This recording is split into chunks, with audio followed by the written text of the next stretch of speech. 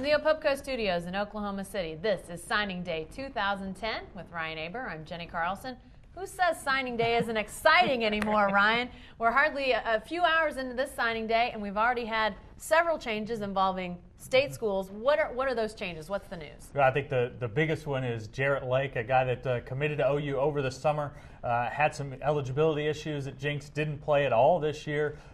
You wrote about him today, and then turns out this morning he signs with Arkansas. Now, there's been some questions over whether who told him, if OU said, hey, we're going to free you up to go sign somewhere else because we need to be safe and make sure we get somebody who's going to be qualified, or if Arkansas stole him away.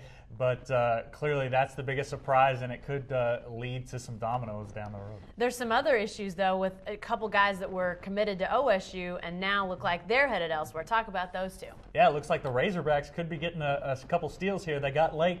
They could get Calvin Barnett a little bit later this morning, the big defensive lineman from Booker T. Washington, who was very high on OSU's boards, one of their top recruits for next year, and it looks like he could switch to the Razorbacks. There's some eligibility questions about him, but he is borderline, and it looks like he's got a chance at least to qualify. If he does, that's a huge steal for Arkansas. Thomas Roberson's another guy that had committed to Oklahoma State here in recent days. Now it looks like he's going back to Tulsa. So you've got Jarret Lake, Calvin Barnett, Thomas Roberson. Which of those three is the biggest loss for the in-state schools if they indeed go elsewhere? I think it's pretty clearly Calvin Barnett. This is a guy who, like I said, was number one on Oklahoma State's board, and they lose him at the end, and he winds up at Arkansas. He could be a great player for them if he gets qualified. You mentioned Jarret Lake and whether this was his decision to do something else, or maybe the Sooners saying, hey, we got another guy. They do have another guy. Cory Nelson, a guy at a Dallas Skyline. Sort of sounds like Jarret Lake plus. He's a four-star, whereas Lake isn't quite that highly regarded. Is that maybe where this transition with Lake to Arkansas happened? Yeah, I think it looks like it's pretty similar. These are very similar players. They're sort of tweeners, not quite big enough to be linebackers, and not quite tall enough to be safeties. But they thought Lake was going to play linebacker for him. I think they're pretty similar, and maybe it came down to the fact that they knew they could go out and get Nelson, and Lake was a bit of a question mark, so they cut ties. Now, I'm not saying that's what happened.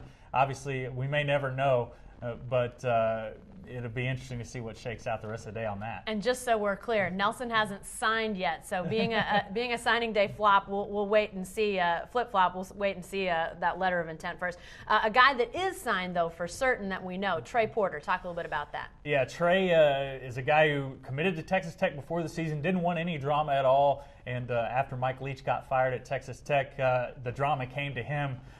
Opened it back up, took his time, considered OSU, who he had was going to decide on earlier, and in the end it came down to Texas Tech or Arizona. Actually got to make a visit to Arizona over the weekend. It wasn't enough to sway him away from Lubbock and Tommy Tuberville's Red Raiders. Carl Albert product is signed. We'll have a lot more signings as the day goes on. Stay right here for more with Signing Day 2010, and stay with the best coverage team anywhere at newsok.com and every day in the Oklahoma.